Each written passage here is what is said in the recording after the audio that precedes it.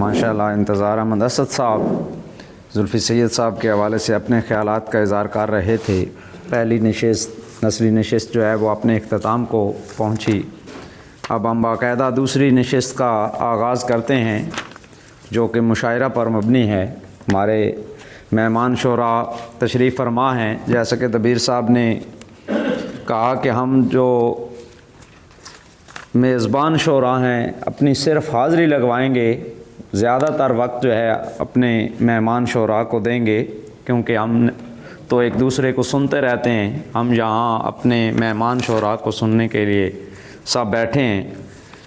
تو مشاعرے کا باقاعدہ آغاز دو شعر پیش کر کے اگلے شاعر کو دعوت دوں گا۔ دبیر صاحب، صابر صاحب اجازت۔ ہونٹوں پہ لگے ہونٹوں پہ لگے کفر خیالات پہ پہرے، ہونٹوں پہ لگے کفر، ہونٹوں پہ لگے کفر خیالات پہ پہرے، پھر کون سنائے یہاں اقوال سنہرے،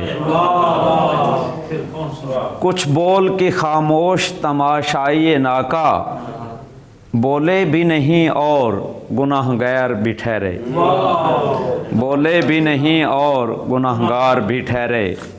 ایک غزل کے دو اشعار، اس کے بعد اگلے شاعر کو دعوت دوں گا۔ حقیقت اور ہوتی ہے، دکھایا اور جاتا ہے، لکھا کچھ اور جاتا ہے، بتایا اور جاتا ہے، نہ جانے اس زمانے میں یہ کیا عادت ہے دنیا کی، یہاں کم ظرف لوگوں کو اٹھایا اور جاتا ہے، زمانہ کیوں مٹاتا ہے ذہین اور اہل لوگوں کو، جو پہلے مٹ رہا ہو وہ مٹایا اور جاتا ہے، مقدر ساتھ دیتا ہے جنہیں جرت میسر ہو، یہاں مجبور لوگوں کو ستایا اور جاتا ہے، زمانے کے سلیقوں میں عمیر اتنا تغیر ہے، کیا کچھ اور جاتا ہے، بتایا اور جاتا ہے۔